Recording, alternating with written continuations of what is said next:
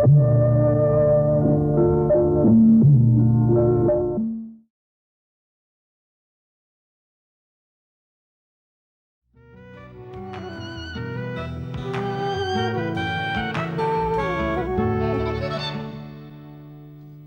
and welcome to my series of conversations with men and women whose ideas, vision and philosophy define our contemporary world. My guest today, not yet 50, is one of India's most distinguished sculptors. His works and installations have been seen in the art capitals of the world: Paris, London, Chicago, Hong Kong, Singapore and soon to be in Beijing. I'm delighted to welcome K.S. Radhakrishnan.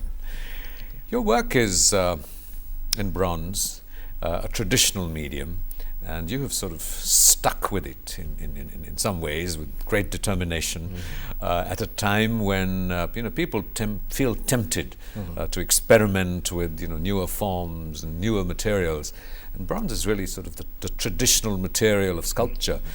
Has this got something to do with the sense of immortality of history? We keep discovering these old pieces of bronze, the Bronze Age. Yeah, it's very true. I mean, I'm always sort of, or my works are always discussed, with the very medium, sometimes because that comes in the forefront, it's true. Bronze, I took to bronze, I think it was years back, even as a student, because I took to clay. If anybody works with clay, means it's not meant to be permanent in clay. It has to be either converted into any other medium. Sometimes people work with fiberglass, casting into other things. But I think bronze has the kind of malleability, the kind of the fluidity in the finishing of it while working on clay. So somehow you get related to sort of the working on the clay and the liquidity of the bronze. So I mean, apart from this this personal, empathetic, intuitive affinity with the medium, and then you develop a relationship with it. Is there a sense of history, of immortality, that this is something that's going to endure? It's not just sort of a fragmentary moment. I mean, this program comes on television, a few people see it, and then it's lost forever in many ways. But here's a piece of sculpture; it's going to endure. Yeah. Yes, it's true. I mean, bronze is something like when you really look back to the history, like the best of or the first of bronze, or the first of sculpture from Mohenjo-daro. It's a piece I reacted so strongly to, say, the dancing girl of the Mohenjo-daro civilization. So I suppose bronze has the kind of I mean, in historical context, different context, it has its own relevance.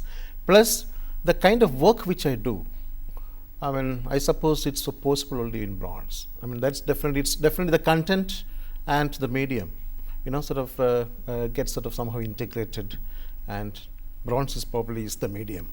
You mentioned the dancing girls of Mohenjo-daro. Your work also has this great sense of choreography, figures and shapes in almost like dance-like forms. Why is that? The primary interest in me was definitely movement. Yes, movement was one thing that I always reacted to, and it somehow gets into the work in the sense, like I just wanted sort of to make a very heavy medium like bronze, to make it much more lighter, in the sense that it becomes it's thrown into the space. So in the process, you really sort of get integrated with the movements of the human body, plus it's the kind of the lightness which is part of the concept.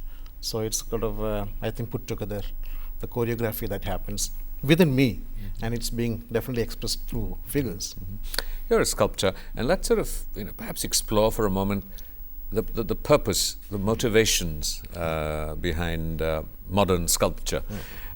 Traditionally, most art started off in an imitative form. Sought to imitate reality, and you're here interpreting reality. You're doing something more than to that, and yet you're using something as solid, fixed as bronze, as sculpture.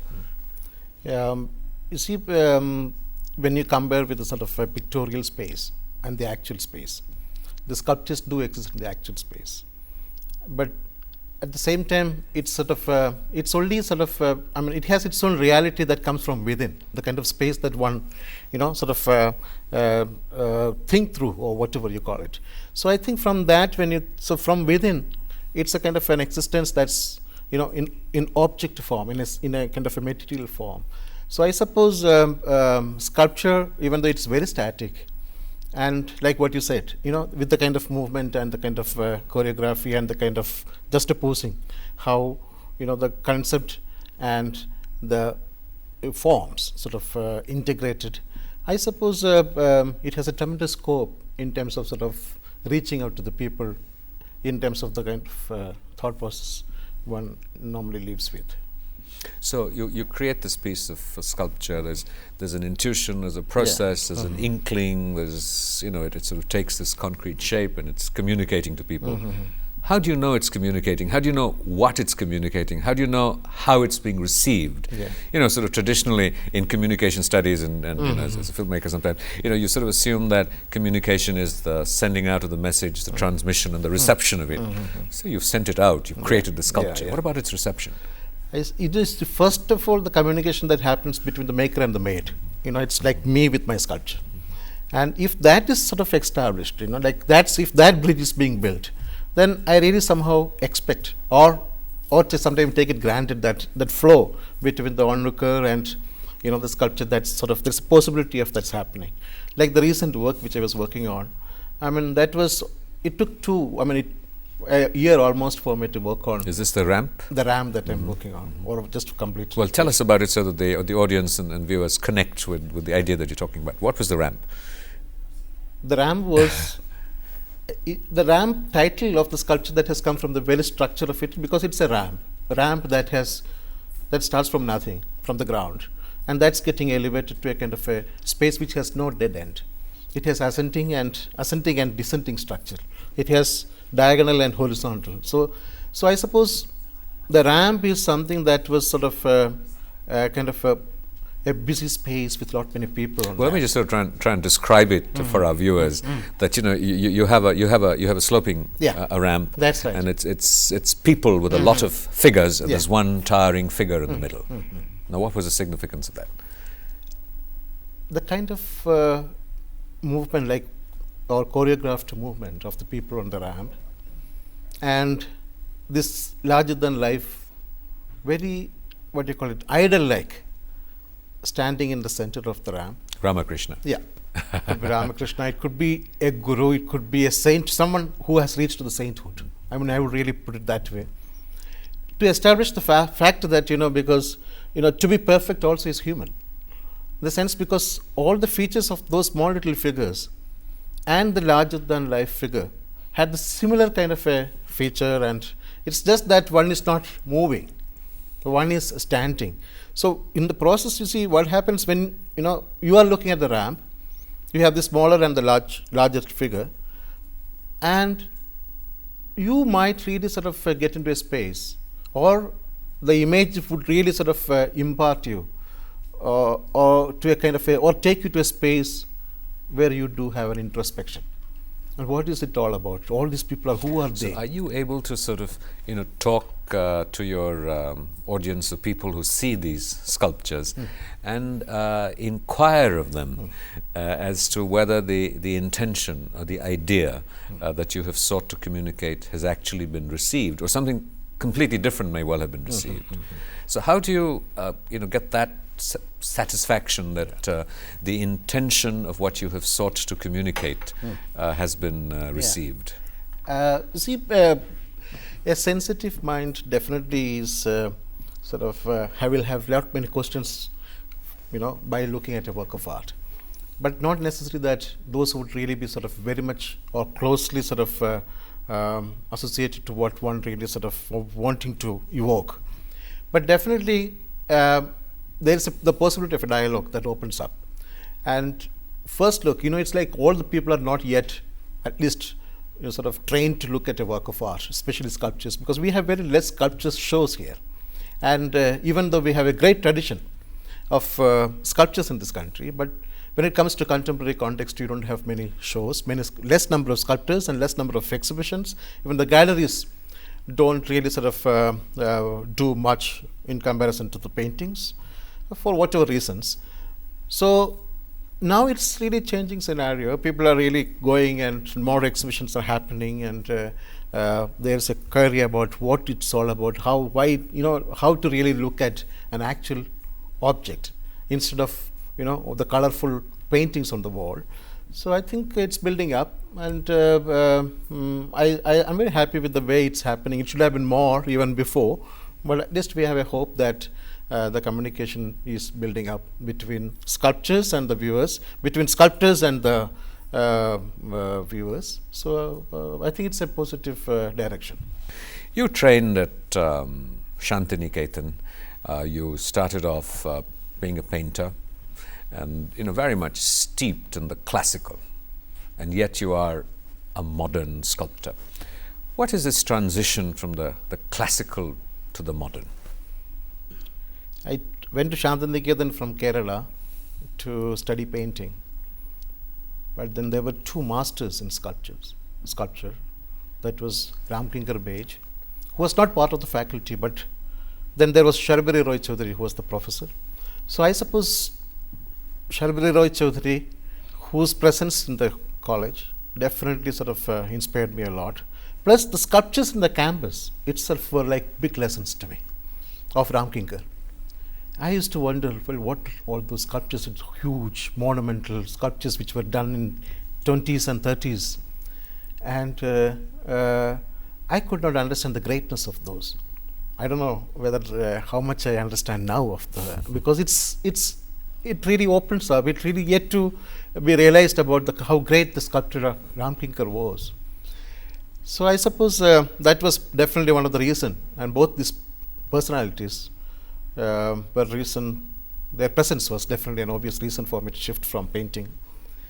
And even though Kalabhavan Shantiniketan had people like Nandalal Bose, the great artists like Nandalal Bose and Binod Bihari Mukherjee, but the time when I went, it was definitely Ramkinkar who was the most powerful sculptor who lived around. Your sculptures Yes. Occupy predominantly public spaces. They're out there amongst the people and in the center of cities and towns. You studied in the idyllic retreat of Shantiniketan, a space for thought, for philosophy, in some ways creative indulgence, and there's nothing wrong with that. What role did you see? What social role did you see for the reality of art in this public space, in this public context? People are dying of starvation. We're a poor society, struggling for development, and your sculptures cost lakhs of rupees, both in their creation and in terms of their market value. It's not something the community can easily access. What is the value, the role of this? I can only tell you one of the examples. Some time back, after I installed many sculptures, many places, many countries, which are very large, and I did many sculptures in many countries. Doesn't mean I mean at the same time, which I wanted to do more sculptures back home, but last year, I was approached by the Delhi Tourism to do a monumental sculpture for one of the parks here, and I was very, very happy to really take up the job, because I wanted my sculptures in public space for people to come and really touch the sculpture, because I always insist, please touch. So the sculpture, which most of the cases in this country, you see, when you do a sculpture, there is somehow, there is certain kind of an existing norms. What should be the sculpture to be done like? People have a kind of a preconceived idea. And after working many years or installing many sculptures, many countries, you wouldn't want to really fall into any kind of a norm of. So what is that preconceived idea? Give us an example. Like Delhi Tourism, when they asked me to do, I suppose they really had certain kind of an idea about what a sculpture should be like. Because of there are not very many sculptures this city or many other cities in India, But open air sculptures definitely are known of Ramkinkar, which are in Shantiniketan. They're the greatest. Definitely, I consider them to be very, very. So, what are the qualities that make a great sculpture like Ramkinkar that you're talking about? Yeah, you see, Ramkinkar had done those pieces with the great support of, I mean, poets like Tagore. I mean, they were there to sort of tell them, and the kind of freedom they exercised to make it. It's not that, they really, anybody who commissioned to make and to Ramkinkar to make a sculpture. It was a necessity that they felt that there has to be a sculpture. So let there be a sculpture, that was the concept. I think today it's not practiced, because today they think that after everything is done, there is certain kind of a budget with the government, and with whatever is left over, okay, let's have something big. I mean, it doesn't work like that. I was willing to do a sculpture for the city for the reason that this city I lived for, say, 25 years, and I could not do a large sculpture here, when I could do many sculptures, say, in south of France or in Chicago or many other countries. But I could manage to do one sculpture at least here in the Garden of Five Senses, where it depicts a kind of a tall column that has a vertical column, that has a person clinging onto that in a horizontal manner, which is very precariously placed, which definitely depicts it with, I had a concept, and probably that was not what was wanting me to do or expected out of me to do, because the concept of open sculpture never existed. It's interesting that you raised this issue of freedom, because embodied in many of your works is this concept, this notion, this aspiration for freedom in a sense. You always see these sort of figures reaching out into the open, reaching out upwards, wanting to be free. Free from what? I think it's the exercising the kind of a freedom of being, freedom of, like even this piece which I'm talking about, of the heritage column which I titled, also some people look at it as a kind of flying off, kind of, it's like kind of taken taken to a kind of a space which the person herself or himself has created, So, how to really sort of exercise, how to really sort of exist in the space or which is created by you, that's the kind of freedom I am talking about. Delhi is a city that has not many people that migrated into. People come here for work, but they don't really sort of let themselves go. They want to cling on to certain things. So basic concept has come from that the column is there which is rooted on the ground, and you are clinging on to it. At the same time, you are open to ideas, open to any kind of a change, but somewhere you hold on to something in the corner of your mind. How much of that is a description of you? I think most of the sculptures has probably a kind of a strong relevance as description of me, in a sense, because that's a way, I suppose, there's a kind of a way of realizing and trying to depict that into your own work, isn't it? I mean, that happens to most of the sculptors, or any artist in any form of expressions. I suppose it happens. You were just talking about how sculpture is a reflection of your own aspiration, and just before that you talked about how that was also a reflection of societal aspiration and a societal predicament. We have this romantic notion of an artist traditionally being at odds with the expectations and processes of society. Have you, as an artist, felt at odds? How difficult is it being an artist in this sort of terribly materialist, consumerist world? I think to me, I mean, I have always been creating a kind of an atmosphere that permitted me to work. And the beginning of one's career as a sculptor, it has been so difficult, and did not know, probably because I lived in Shantiniketan, a place where there is no consumerism, there is no commercialization. And also I come from a village from Kerala. It was easy for me to relate to another village in Shantiniketan, because I remember as a student, you have a kind of a world of, you celebrate a different kind of a process. I mean, the whole making of you, the whole formative period was having no notions about what it's going to be after that. So once you finish that, then coming to straight from Shantiniketan, from that village to the city, like big city like Delhi, I mean, definitely it has been very, very difficult. And but I suppose I kept on digging and digging and kept on digging. Whether it was sort of, I definitely had rocks, you know, and I still kept on digging. I don't know. I think maybe the sweet water is yet to come, but there is definitely water. So what might this sweet water be? What might this fulfillment be for a sculptor such as you? The perfect sculptor? Is there a perfect sculpture? There is a perfect perfection, definitely, which one strive, like a perfect state of mind, like the way we talk about gurus, you know, like yes, even in the ramp, the central figure is definitely a perfect state of being. So what are the qualities of this perfect sculpture?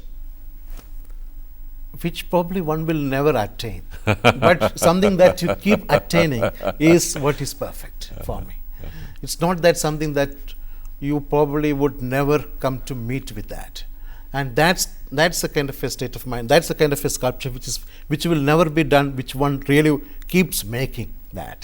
That's what is perfection to me. If that's right, I don't know, because I would never say that. Okay, there has been series of sculptures being made, various kind of the forms have been evolved from one to another and kept on changing from, you know, in whichever directions, and it's all getting, but there is, you know, and what is that still to be made?